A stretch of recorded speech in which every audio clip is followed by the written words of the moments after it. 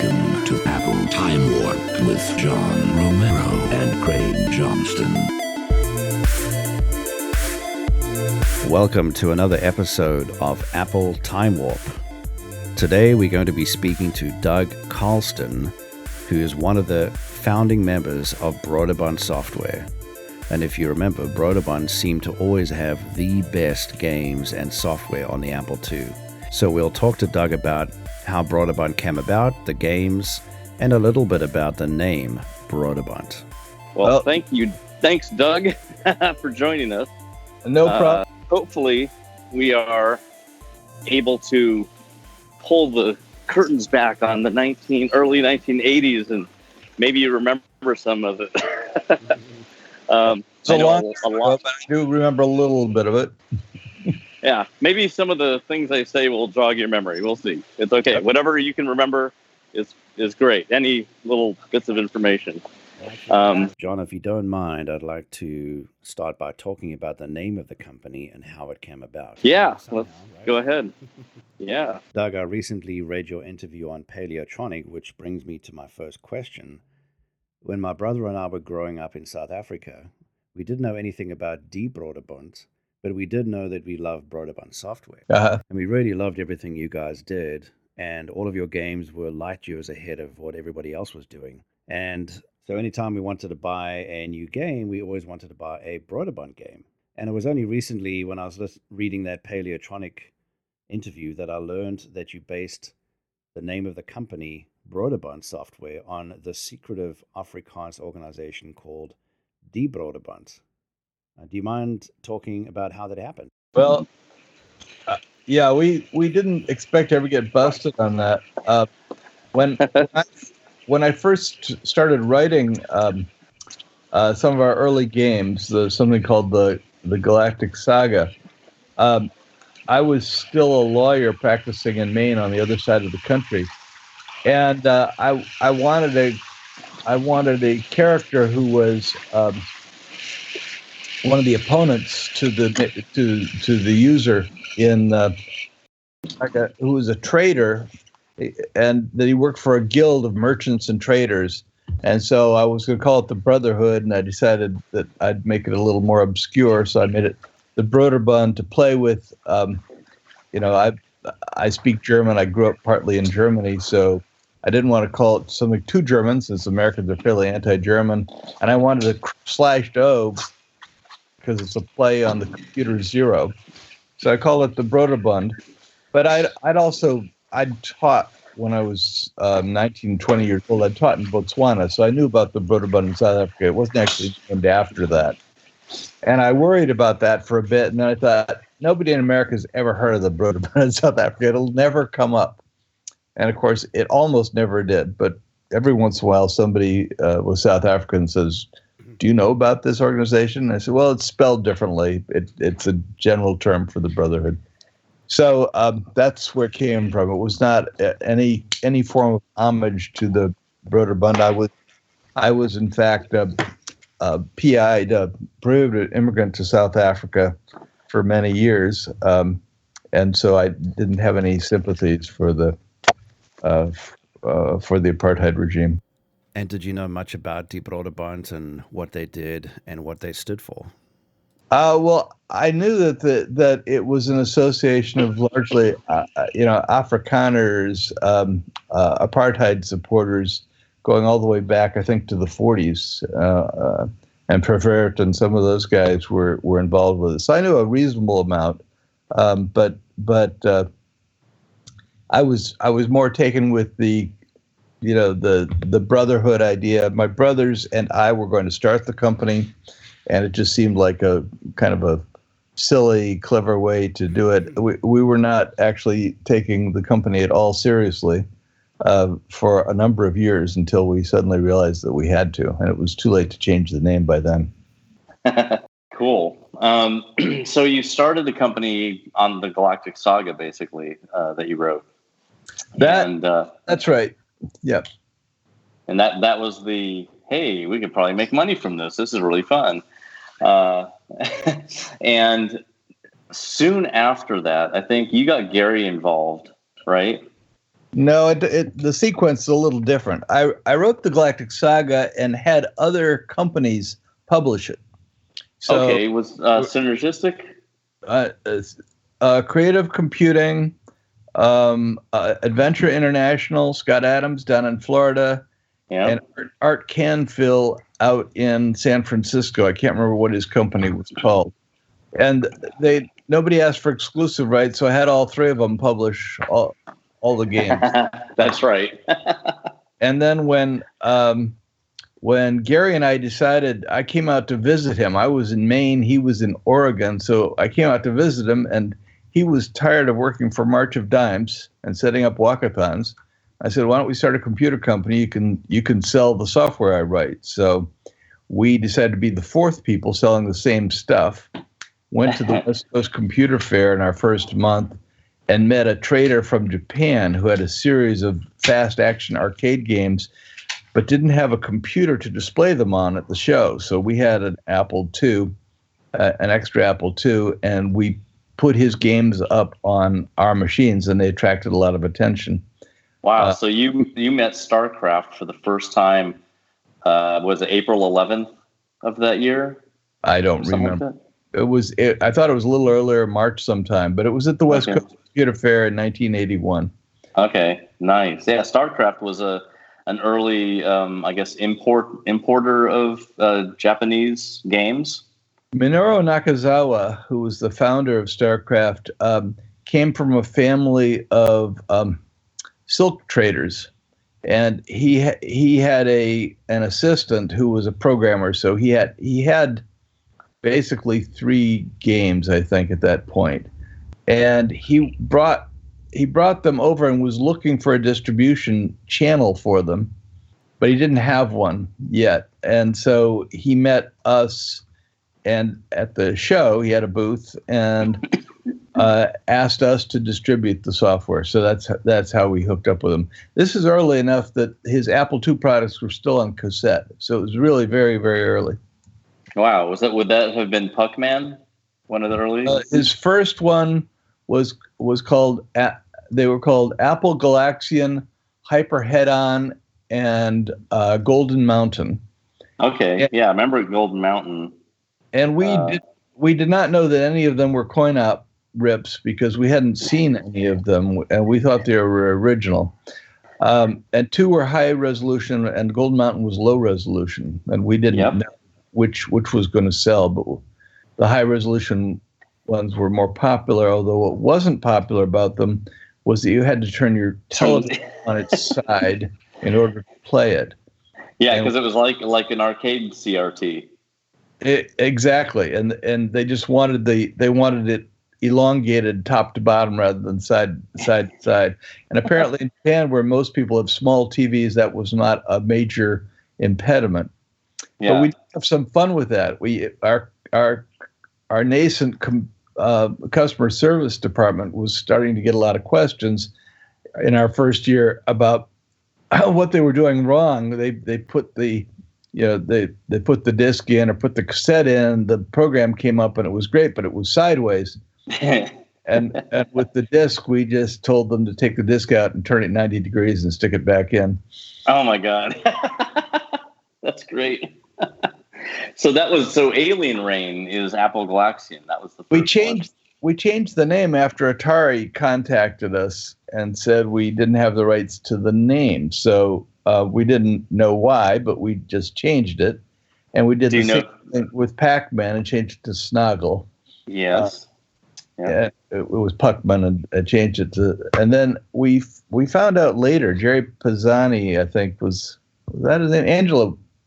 Angelo Pisani was the legal counsel, I think, for Atari, and contacted us and said, we've bought all these rights and you don't have the right to produce these games.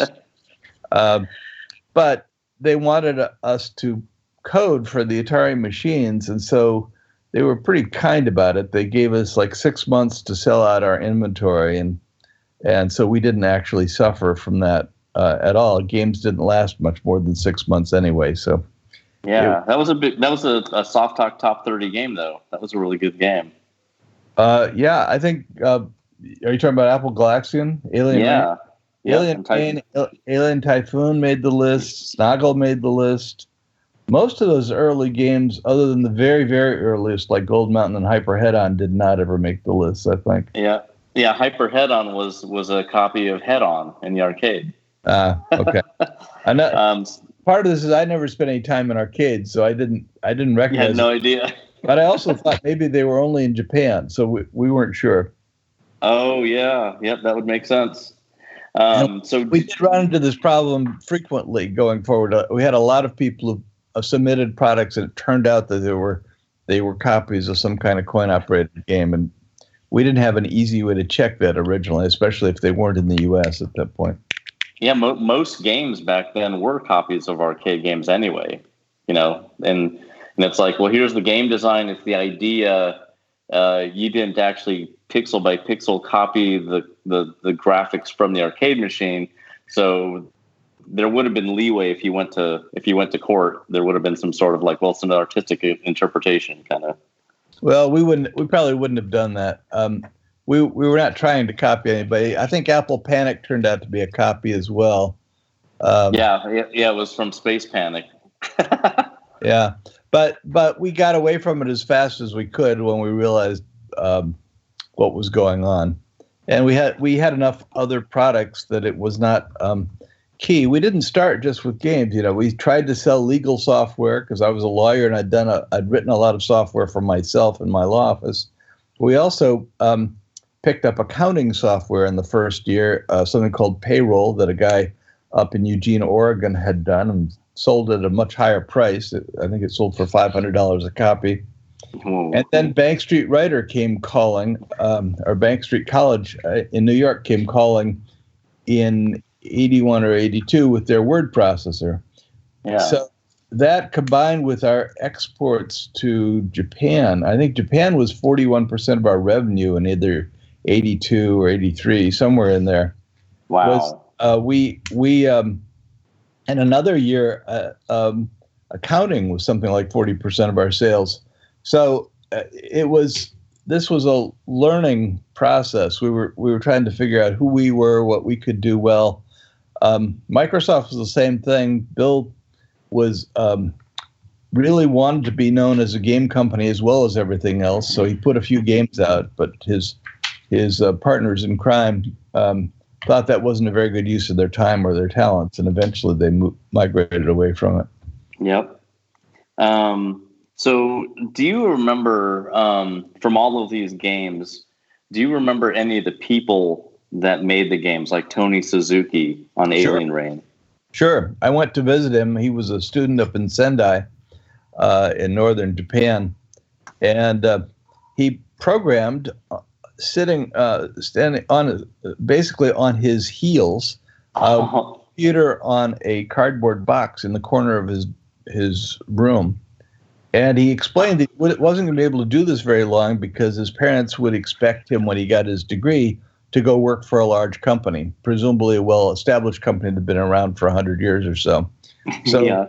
So he only did a couple of things. I think he did he do AE after Alien Rain? I think that was the only other one he ever did. No, that was a different programmer. What he did was Starblazer. Starblazer, right. I forgot that. Instant classic. Incredible game. Do you remember, he did Alien Rain and Alien Typhoon where he just added more aliens. But then with Starblazer, was that something he developed in conjunction with StarCraft, or was he going direct to you at that point? No, he was still going through StarCraft. And Alien Typhoon was interesting. He would never call a game finished. So even though we eventually published Alien Rain, I think that just irritated him because he didn't think it was done yet. So he kept right on working on it. And so we ended up saying, okay, we'll do it one more time, but you really have to do something new. A lot of these guys, and it should have been a warning sign to us, it felt like they weren't very creative. They were good coders, but they couldn't make new stuff. And we said, sure you can. Just talk with your friends. It's not that hard to make a game. So Starblazer was new. Yep. Yep. Do you remember he was a chemical engineering student? Yeah, that's right. And then that's what he went into when he graduated, I think. I assume so, although I never heard from him again. It was basically Star Blazer and it's over.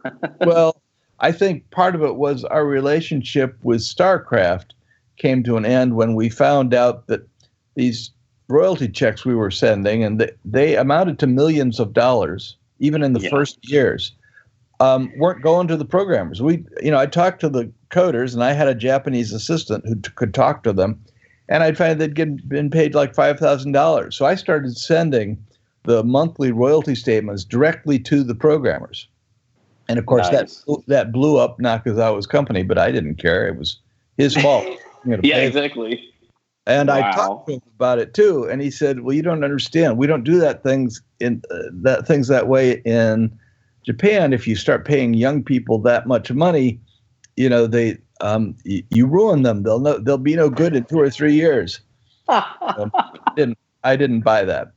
Yeah, he's everybody's dad now. Yeah, right. Do you remember Space Warrior by Mark Goodman? It was like Star Castle, but you're the ship in the center of the walls. Yeah, I vaguely remember it. I don't think I played it much. I know that. Did we put that one up? I think so. We might have. Yeah.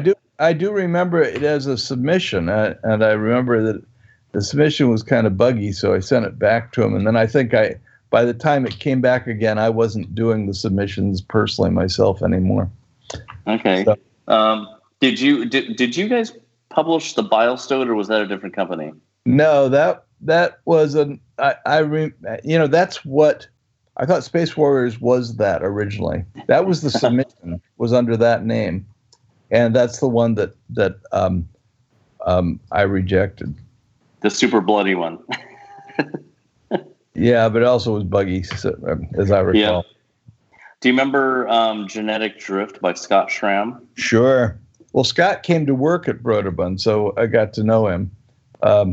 And Gary wrote the box copy on that one, which was pretty funny, and came up with the name, as I recall. I don't know that Scott knew what to call it, but yeah, it was. I love the box copy on that. Yeah. That's great. And so he, after Genetic Drift, then he came in-house. Mm-hmm. And that was, you guys didn't have internal teams at that time, or were you starting to build them? Well, I think in 81, 82, we started to build them. We weren't clear yet whether that made sense or not. So, and people wanted royalties. So we tried for a while giving people salaries and royalties. And then eventually the outside authors didn't like that very much, and not everybody wanted to come inside, and it also wasn't working very well. We had a lot of need for ports. As the PC came out and Commodore and Atari were competing, we needed to move stuff across multiple formats. So we needed internal people, but not for quite the same things. So we eventually took the group that was doing games and said, you have to pick inside on straight salary and stock options, or outside, on royalties and advances.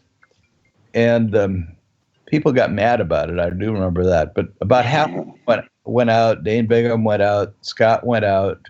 Shumway went out. Mike Wise, I think, went out. And some stayed inside and mostly focused on doing ports for other people's products. Okay, so you did have ports in-house. I'm sorry, we did have ports, yeah. We started to. We also farmed them out when we didn't have people to do them. So we had some people like Doug Green liked to do ports, but didn't want to come inside. He lived up in the woods in Sebastopol somewhere. And so it was kind of personal decisions that people would make. And some people would do parts of projects. One of people I knew best and liked best was Roland Gustafson, who did copy protection on everything, but never. Oh yeah. He always did it for I think 1% or something like that on each product. But he also did a lot of other things for us. He wrote our copy system, so instead of taking 2.5 minutes to copy a disc, which was what it did when we started, he got it down to 3 or 4 seconds with spiral loads and things like that. Wow. So he made huge difference to us, but was always independent and never wrote a complete project for us, although I think he did end up for other people many years later. Cool. Do you remember Olaf Lubeck? Yes. Olaf worked down at Los Alamos, as I recall. I think he was a nuclear physicist. Yeah. And this was sort of his spare time. He also, as it turned out, was copying video games. We talked about it. I had never met him, and he said he was coming to a computer conference a couple of years after we started working together. And I said, okay, I look forward to seeing you. How will I recognize you? He said, well, I'm very short and I'm Chinese. And I said, really? And this very short Chinese guy came up and said, I'm Olaf. And I said, I think you threw me with the name. We assumed you were Scandinavian. And yeah, same here. And he said that his great-great-grandfather was a Swedish missionary to China, and so that's where the names came from. Wow. And him and his brother Jim there. But as far as he's still a nuclear physicist. He did a couple of games and then didn't have time for it anymore. Although he did Red Alert. That's right. And then he did Cannonball Blitz for Sierra. Yeah, there were a couple of these guys that worked for more than one company and would just want to see who would get back to them first. And he was one of them. And we would have a race, basically, to see who could something, evaluate it, and get back to them fastest. I don't think the royalties were that different, but they were typically something around 20%. And I think Ken and I were particularly competitive that way. Olaf, I got in touch with him a while ago, and he basically says he is not interested in ever talking about any of the games he's ever written. Okay. It's interesting. I know. It's like, I want to know things. Well, it may be that he's a serious professional and it would hurt his career. I don't know. Maybe. Yeah, I remember you guys made a game called Ache Bang did a game called Droll for you guys. Droll. I thought that was a very funny game. It was originally called Troll. I didn't remember that. That would make sense. It certainly looked like it. And Benny came up with the name, so.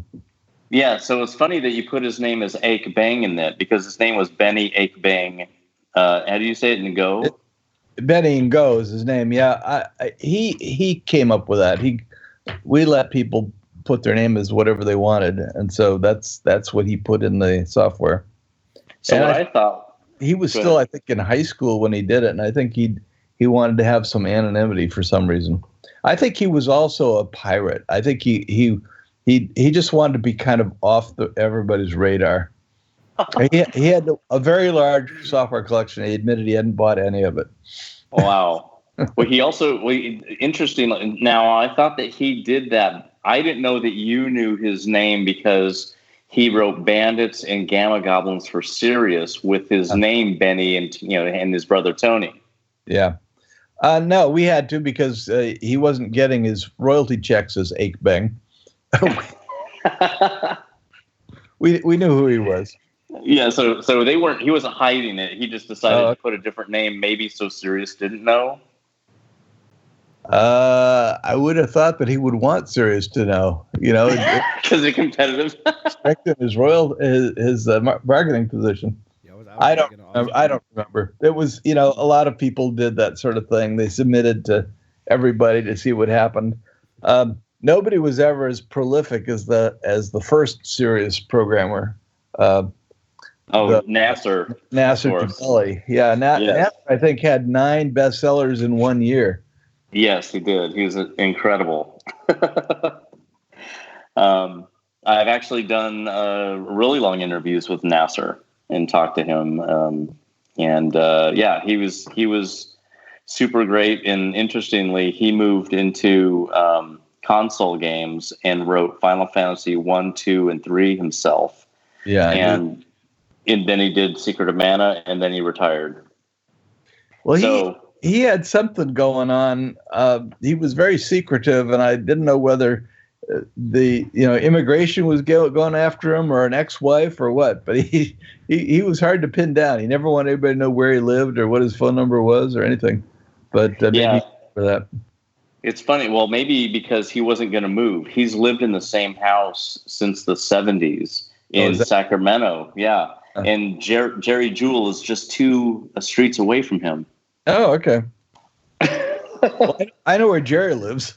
Yeah. Or I used to know where he lived. I probably couldn't find it again, but I know the suburb. Yeah, they've renamed it Gold River is the name of the little area, smaller name. So David Snyder. Yeah. Serpentine. David's Midnight Magic, his first game. And Serpentine. Oh, that was right after it. Yeah. So he wanted to outbudge Bill Budge with Raster Blaster. I'm guessing. Yeah, I think David's Midnight Magic, when he saw Raster Blaster, I think he thought he would just find, there were a lot of pinball machines out there, and he could steal ideas from the real physical games and make a virtual game. And it was a good first effort. And when I first met him, which was at a computer show in Chicago, I think he had it almost done. He was one of those guys who didn't want anybody to see it until it was finished. So usually there's a lot of work after something first comes in, like things like Lode Runner, was nowhere near the finished product. But Raster Blaster, David's Midnight Magic was virtually ready to ship. Wow. And David is one of those who actually moved out and lived in our community, and I think he may have even had an office at some point at Br0derbund, but he was never an employee. Oh, that's funny. I thought that he was, because I saw the Programmer's Guidelines in 1984. There's a picture of someone that looked like David Snyder in that, with Dazzle Draw on the screen. Well, he did do Dazzle Draw. But I think he did it as a contractor. As a contractor, yeah. Okay. I can't remember. We did whatever people wanted, basically, and we were pretty flexible about that. And if it was good, then you published it. Yeah, and David, of course, had a terrific car accident and was unable to program for a long time afterwards. So there was a big break in his career because of that. He was going down to Muir Wood, I think, or he was on one of those roads in West Marin and went off the road. So. Whoa! Ouch! Yeah, I don't remember. I know his brother Eric, but I think Eric had mentioned it. Yeah. Eric once or twice. So Dan Gorlin and Choplifter. Yeah. And Danny was another one who moved out and wanted to be around here, who also never thought a product was quite finished. And I think he did Earhart after that. But he, like a lot of people, he had a hard time coming up with a sequel after that one. He worked on special effects for a long time. He liked the way the helicopter bounced. That was his whole thing at first, just the bouncing helicopter.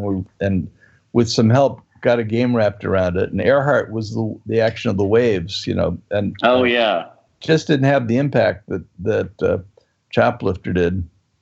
Yeah, it was kind of abstract. And interestingly, I think at that time, after he made a bunch of money off of Choplifter, he wrote an incredible cross-development system that was Sun Microsystems, like Microspark-based system that had SCSI connections to Atari and Apple and Commodore that could then send the game into those systems that he was programming on a workstation.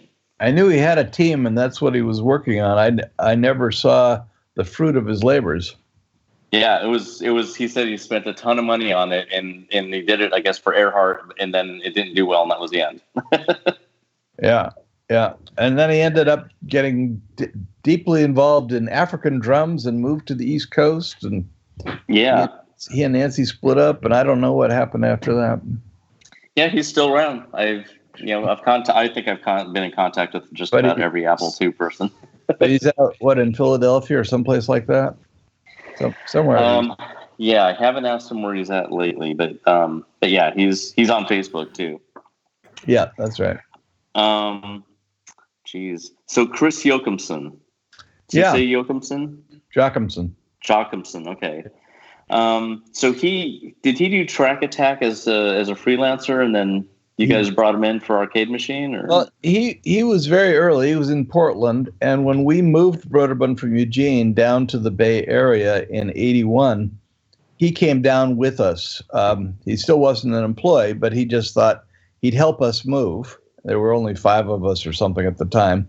So he helped Gary and Kathy and me and Brian Ehler, and we all drove down together. And then he just stayed, and he worked on a bunch of different things. I think he ended up doing about 90% of the Arcade Machine, but he also would do ports and other stuff. And he's one of those who eventually decided to move inside. I'm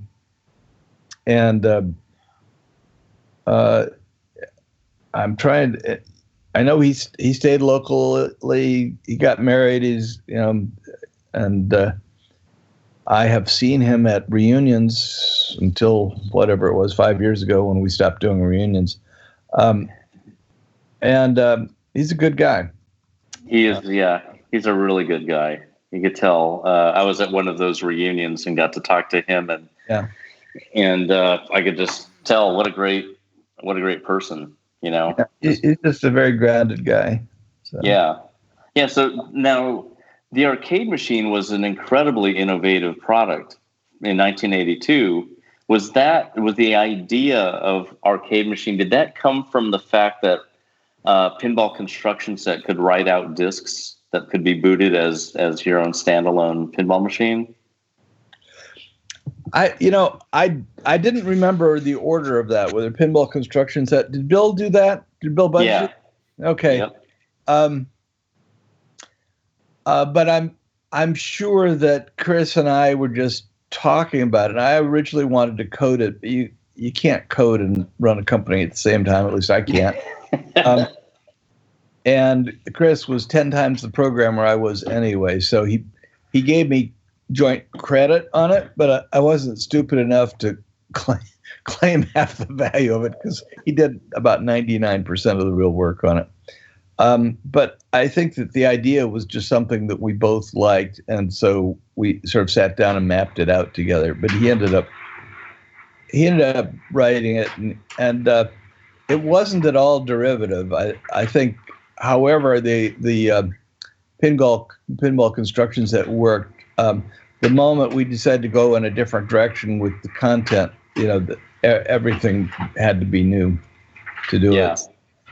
So, and it did well, and we really loved having the competitions for, the best games made with Pinball Construction Set. And in fact, Bill Budge was one of the judges, I remember. Wow. And, the strange thing that came out of Arcade Machine was apparently there was a tax scam in the 80s where people claimed that they had spent millions of dollars developing games. Wow. And the IRS had noted that even though somebody had gotten into the code and had taken the signature lines out that identify it as having been made with the Arcade Machine, they recognized common code base and wanted us to know, was it reasonable that somebody could spend millions of dollars developing these games? And we said, only if they pay their programmers about $500,000 an hour. It doesn't take very long to do it. And I don't know what happened, but we were actually called to. I think Chris and I were both called to write out affidavits to that effect. That's amazing. I never heard that story. What a great story. Yeah. The Arcade Machine was used as tax fraud. It was used in tax frauds, apparently. Yeah. Wow. So, Doug Smith came to you with Miner, which had bugs, and he was still developing it in Washington. Yeah, it wasn't so much bugs as he coded it on a VAX, and it was the Miner, the little Miner was tiny. It was like 3 pixels or 4 pixels. Oh my God! Because he was trying to get the whole screen, onto an Apple II, and this display screen for the VAX was considerably larger, and he hadn't thought about scrolling the background yet or anything like that, so it had to be rewritten, and I think it was one that had originally been rejected, and yeah, you're right, it was. I was going through the rejections and saw it, and Gary and I both thought it had potential, but people were overreacting to the look and not paying enough attention to the gameplay, which was actually pretty interesting. Yeah. So I think we called him back and said, we'd like this, but could you redo it on a scale where the character is more of a character, make him bigger, and don't worry about, the screen being, the puzzles don't have to be quite as complex as they were on the much bigger screen. Like you use these graphics from Choplifter. Well, obviously we didn't need that many more pixels, but we needed a few. And so that's kind of where that came from. And interestingly, as we started doing ports, the people, especially for the OEM ports with the Japanese companies, and I think it must have been ported to 80 different machines. It was the most ported product we had. Everybody in Japan wanted it. Yeah. They made the character bigger and bigger and the screen smaller and smaller, and introduced sliding screens and so forth with every port they did. Our only problem, and Sony helped us deal with this because they wanted Loadrunner for their machines, was that Loadrunner and Roadrunner sound the same to the average Japanese. Roadrunner was trademarked.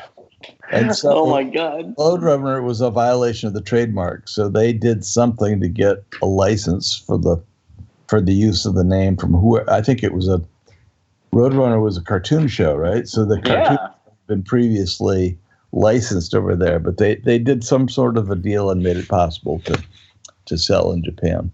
Wow. Did you know that he programmed that on a Commodore PET with ASCII graphics originally before the VAX? Really? Yeah. I didn't know that. And you guys offered him $10K and 23% royalties, and he turned down a $100,000 with no royalties deal from someone else. Is that right? Yeah. He sent it to EA, Epix, and Sirius, and you guys. I didn't know that. I do know that he did a lot better with our deal. Yep. Yeah. And he got the neighborhood kids to make the levels because he wanted 150 levels. Yeah. So he made a level editor for it. So these kids who were testing the game for him down the street could make the levels for him. Yeah. And one of those kids turned out to be Darren Stinnett, who in the game industry eventually was at LucasArts making Dark Forces and Jedi Knight and stuff. I didn't know that. Yeah. What I wanted to ask you about is a lot of game companies that made Apple II games had inconsistencies where some games are really good and some are really bad. But Br0derbund always seemed to have really excellent games with great polish and quality. And I was just wondering what the discipline was at Br0derbund where you could have this great quality across all the app developers. Well, we were willing to push back pretty hard. Part of it was because we were lucky enough that we had a lot of products, and that the games in particular were not a majority of our sales for most of our existence.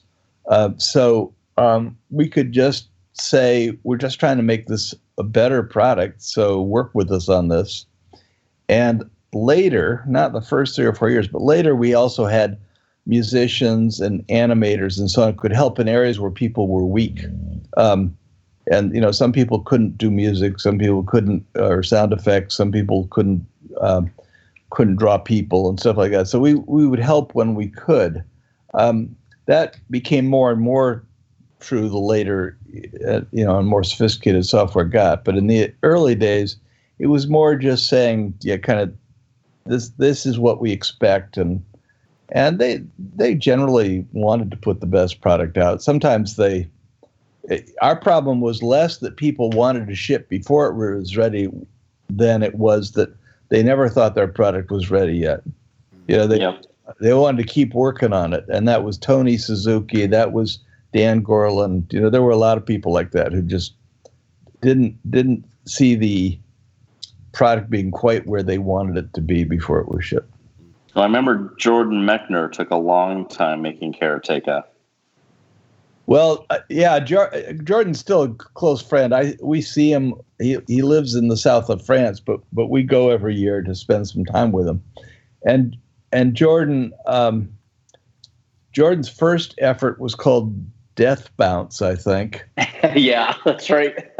And it was pretty good work for a young guy in a sophomore in college or whatever he was, just learning to code on his own. But I ended up writing him a long letter, or maybe it was my mom, I don't remember.